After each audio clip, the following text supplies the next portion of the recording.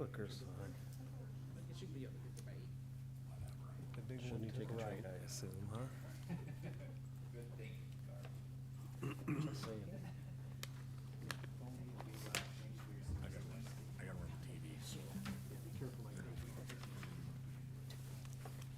What are you gonna do with that? Tag out when you leave.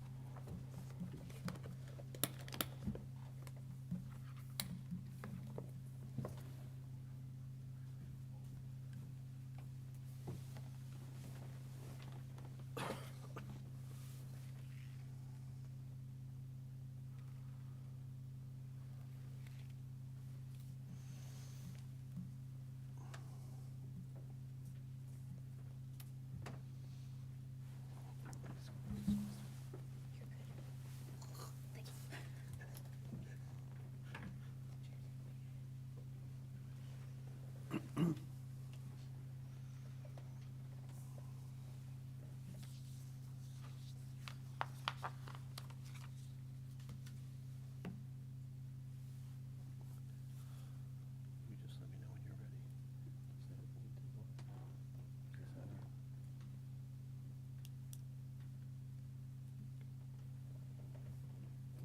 Tim, are we good? We're good, sir. Okay, thank you. Thank you, Stevie, for filling in.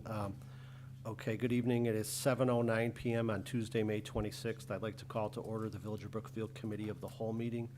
Stevie, can we have a roll call for the committee meeting? That's, didn't see you leave. You're on my bad side. Trustee Ketchmark? Here. Trustee Whitehead? Here. Trustee Hendricks? Here. Trustee Naramatsu? Here. Trustee Gilhuli? Here. Trustee Kaluzny? Here. And President Garvey? Here. Thank you, Stevie. We have one item of regular business, discussion regarding a fee adjustment to the water rate to account for two different necessary increases.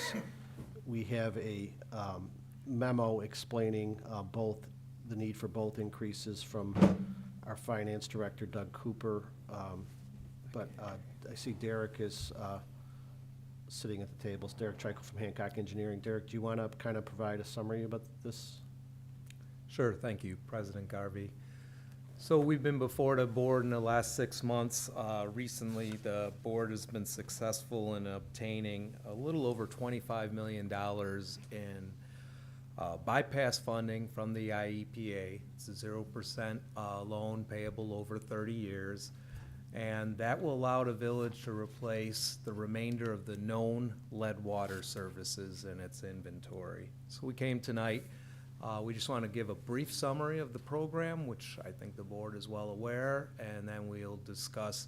We did open bids in the last month on the last two projects for the lead water replacement. Some of that work will be done in 26, and we have a couple contracts will be done in 27. But now that we have the bid prices, we can more accurately reflect what the needed water rate increase will be.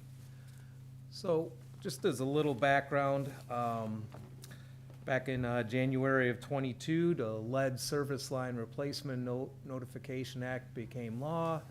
It required that the villages complete a water service material inventory by 2024. Brookfield has done that. And it also requires that all of the municipalities and water systems must begin a lead water service replacement program in 2027 and complete it what's now over a 10-year period. We've discussed it before. Brookfield's board has been incredibly proactive in this. Only 6 months after the act was placed, we had several meetings between January when the act went into effect and in July of 2022, the village approved a water rate adjustment of $1.66 per 1,000 gallons for lead water service replacement. Knowing that this wasn't the full water rate adjustment needed, but it allowed the village to get started and start leveraging some of the loan money.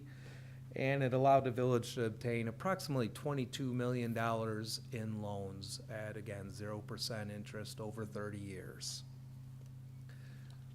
Here I've listed what the village has done over the last 3 to 4 years with lead water replacement. Just very quickly, there are about 86 lead water services that were replaced with the water fund reserve funding.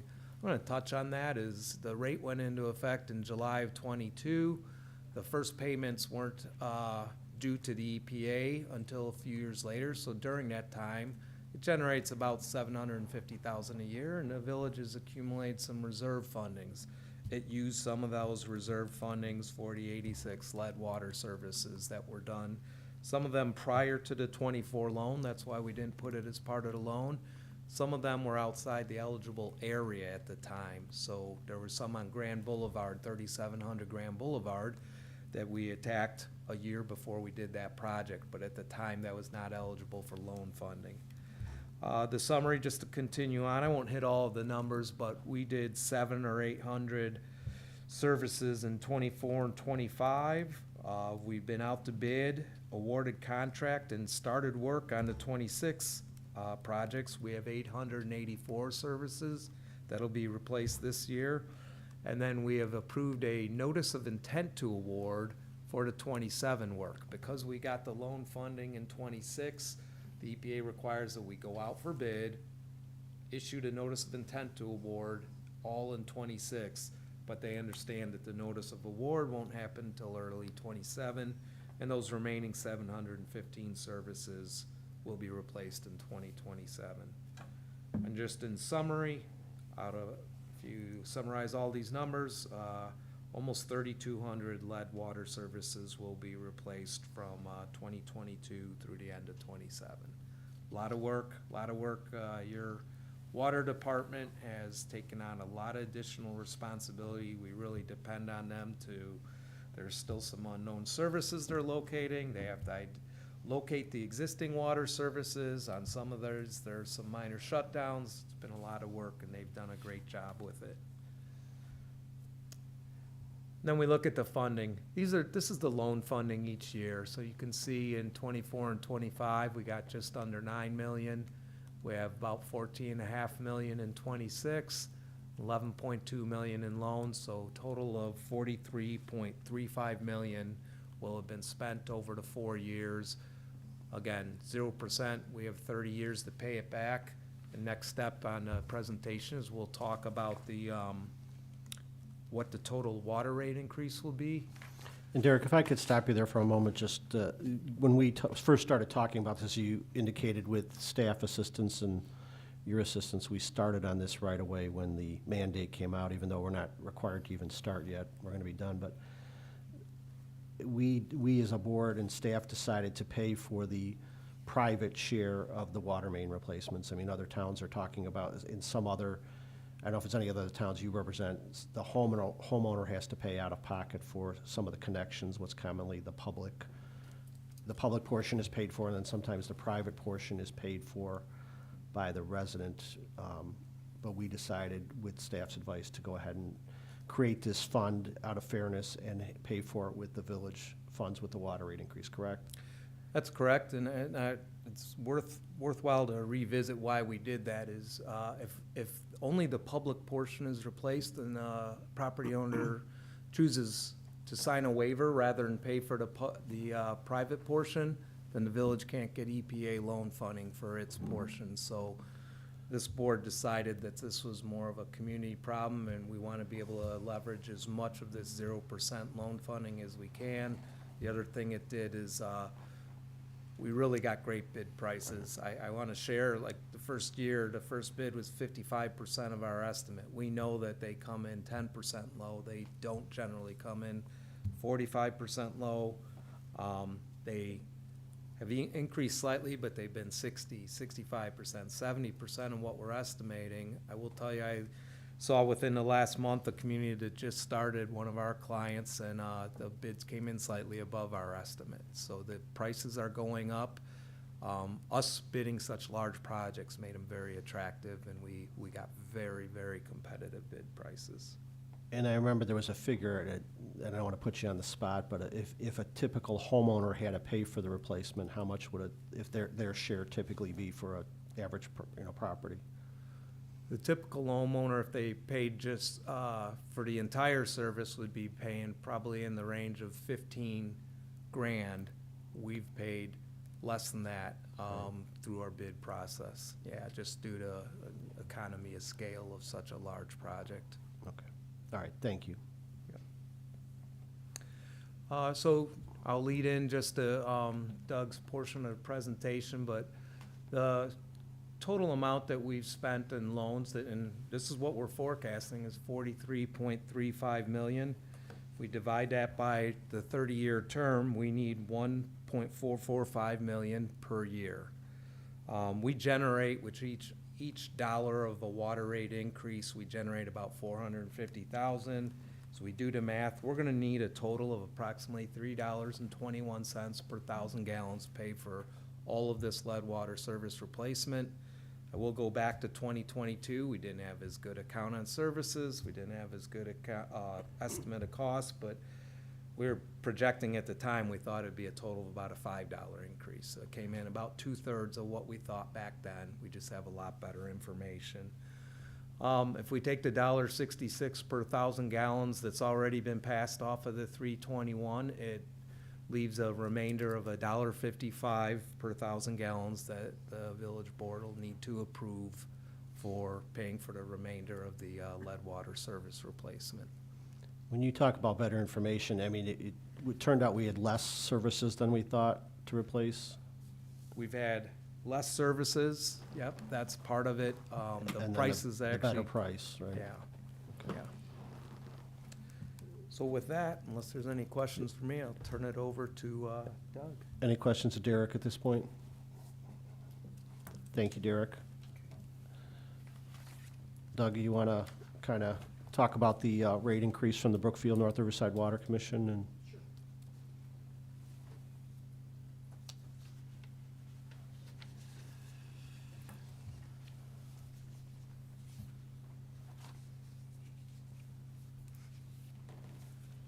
Okay, so as Derek had mentioned, there's a component of the rate increase that includes the lead service line replacement program, but there's also another component that includes the Brookfield North Riverside Water Commission rate increase. Every year, though, they generally increase the rate.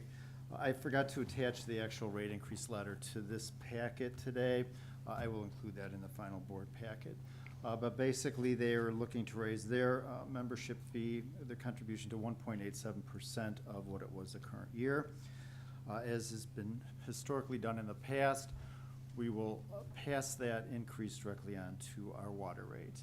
So this chart here basically shows how we charge per 1,000 gallons. We have different components in our water rate. And the top part there is a total non-capital component, which includes the operational cost for the water fund. So the cost of the water supply is currently at $6.42. That's basically what they charge us per 1,000 gallons. They're going to be charging us up to $6.54 now, which is an increase of 12 cents or 1.87. So that's where the water supply service increase is going to be accounted for, is in that cost of water supply component of the non-capital component.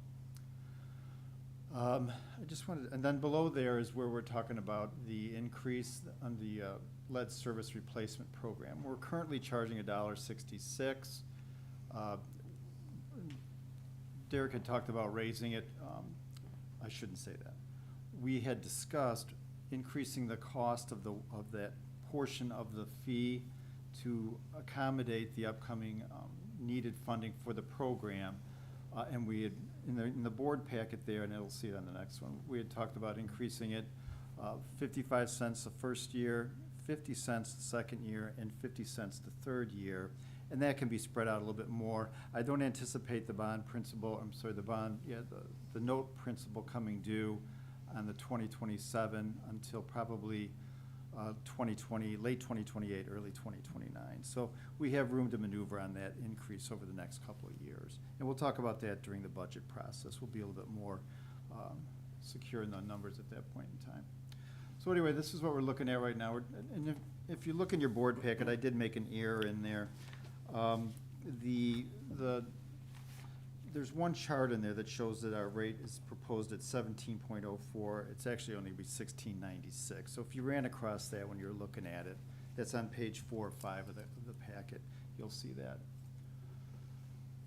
Okay, so this is a history of the potential where we're at. The first column, the white column there, that's where we're at currently.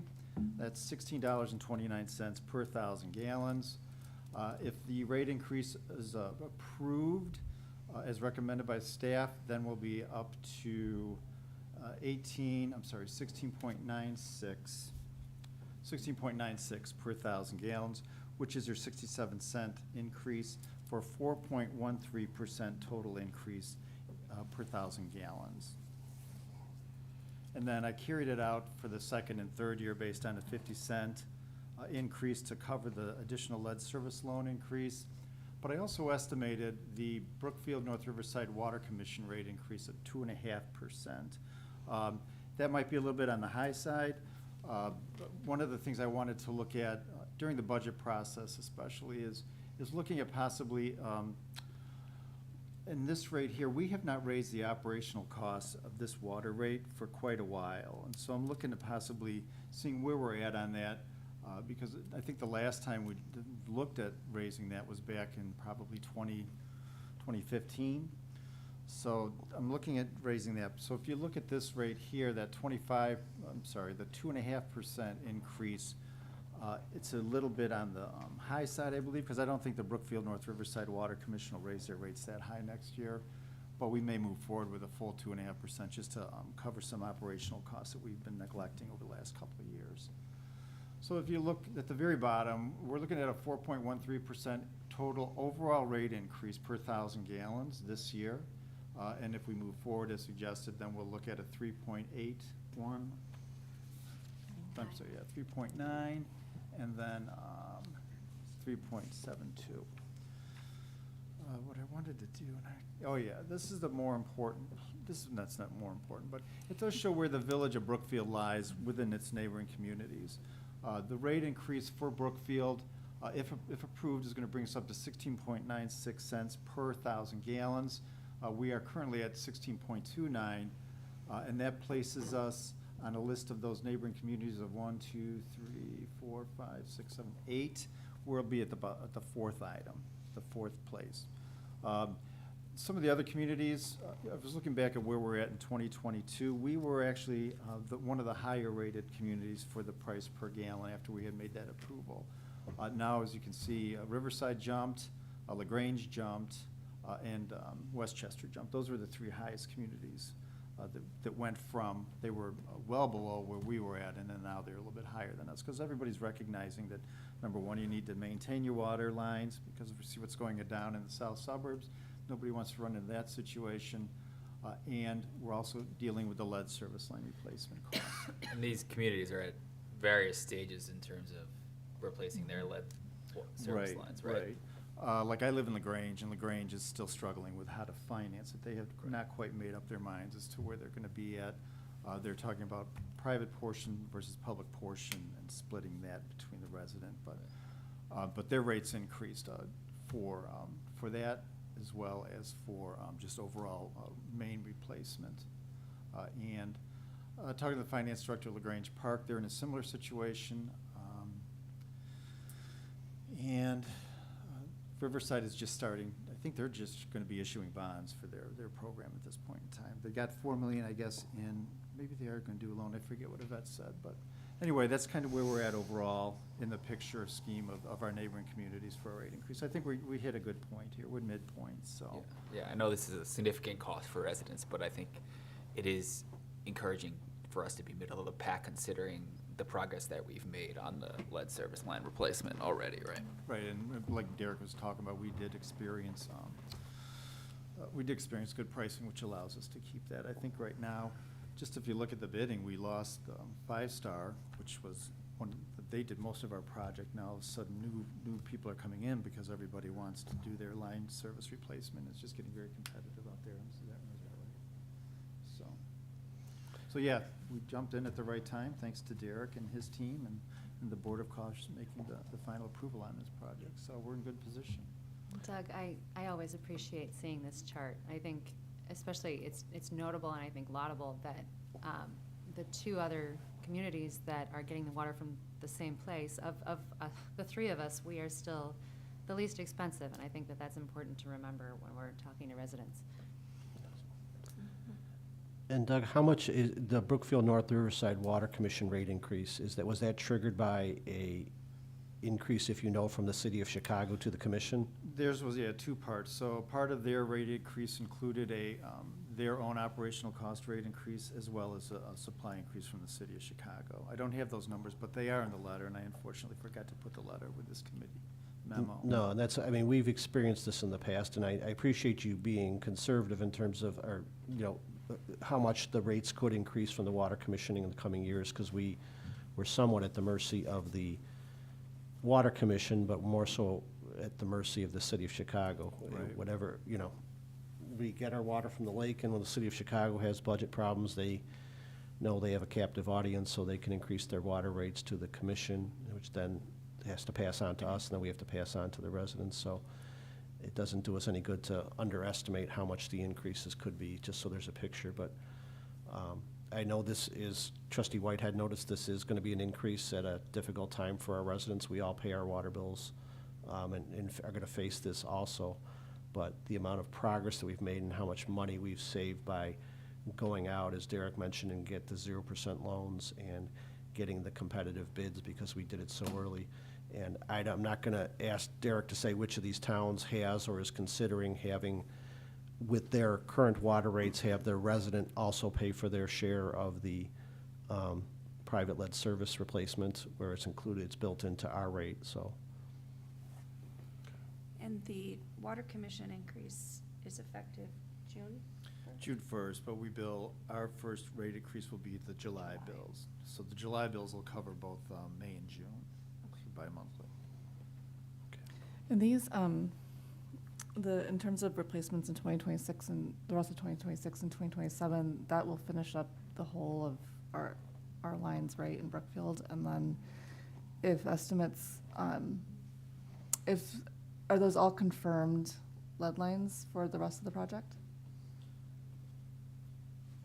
It does. It includes all of the currently known lead lines. And back in October, I was here before you, and you may be referencing that.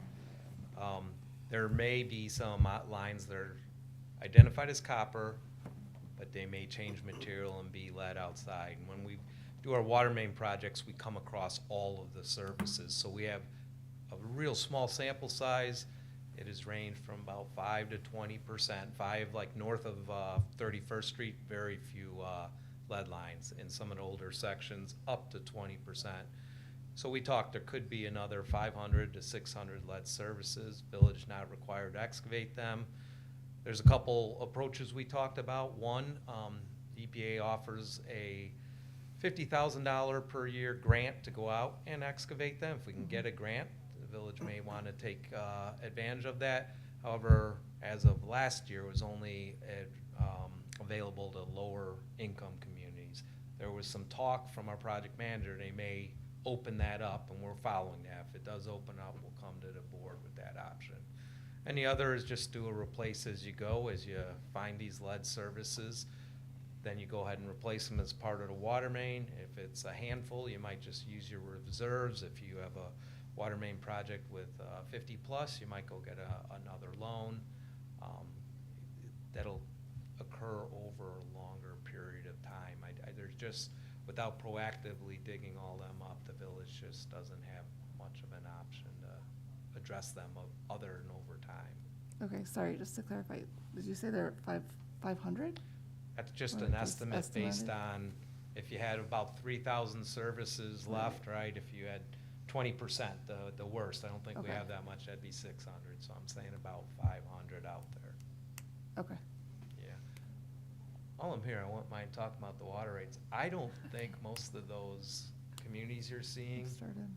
certainly don't have the $1.66 plus the 55-cent lead water service, and we're still comparing really favorably with them, because I've seen one of them in the news. I know one of them's our client. They're just getting started. I can't believe they have $2 plus. So our water rate really compares Yeah, pretty it's competitive. favorably to the neighboring communities, in my opinion. To hear. Thank you, Derek. Any other questions for, Doug, you have anything else? No, I do not, thank you. Any questions for Doug or Derek on this? So we'll put these up for the next meeting.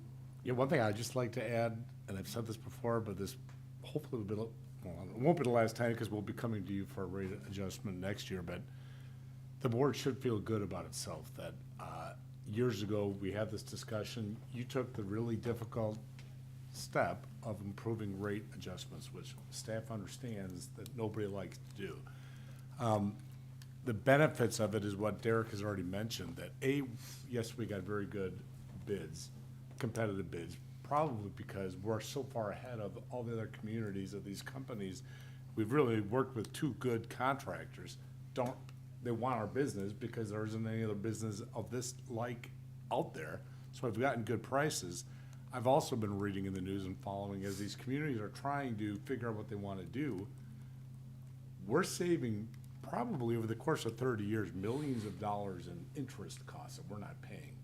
These IEPA no-interest loans that we've received every single year, towns are now being rejected for that.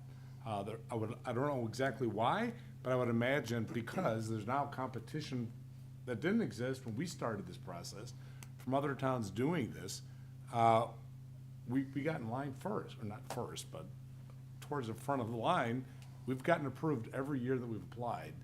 Towns in our region are not being so fortunate. So whether they're bonding out or whether they're however they're gonna debt finance these replacements. And there's no guarantee. I know that some communities aren't taking the step that Brookfield did, and that's replacing the public and private side. Some towns are just doing the minimum of just replacing the public side, which is legal. This board took the position of it's a public health issue. It's an important health issue that we want to address for the future of the community. The fact that we're able to achieve this, as Derek has said, with still a competitive water rate is a tribute to all of the efforts of the people we've talked about. Thank you, everyone, for involved in this, and I appreciate the I think the board remembers in June of 2022 that when this was done, there was a planned second increase in this. Happy to report this planned second increase is less than we originally thought it might be for all the reasons we've previously stated, so. It's tough. We all use a lot of water. It's gonna be tough, but we're getting the things done that other towns are having to do in the coming years, and we're already ahead of it, so thank you to staff and the board for that. Okay, that was the only items we had up for discussion. Once again, I'll see, is there any public comment? This side? Any public comment on this side? Okay, hearing none, there's no need for executive session, so at 7:36, I'd entertain a motion to adjourn the committee of the whole meeting. So moved. Second. Motion to adjourn was made by trustee Whitehead, second by trustee Gahuli. Roll call, please. Trustee Ketchmark? Aye. Trustee Whitehead? Aye. Trustee Hendricks? Aye. Trustee Narmatsu? Aye. Trustee Gahuli? Aye. Trustee Kaluzny? Aye. And President Garvey? Aye. Thank you, everyone. The meeting's adjourned at 7:36. Thank you for coming. Thank you.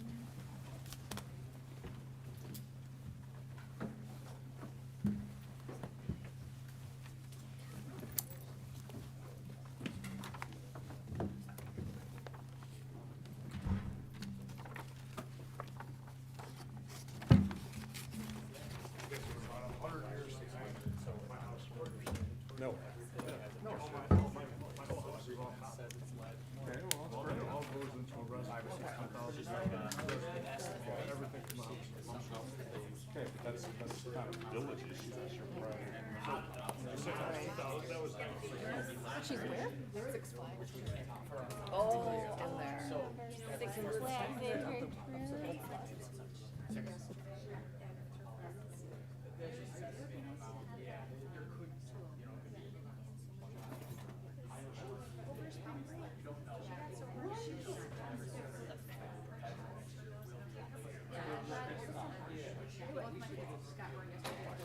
Yeah, my kids were at the pool yesterday too.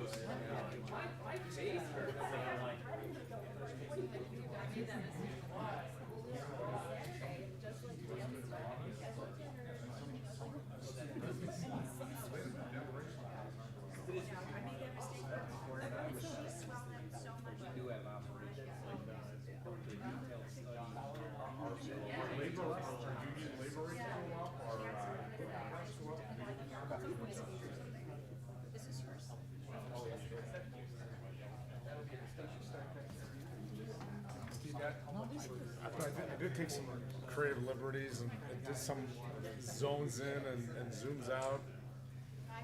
Man, I thought it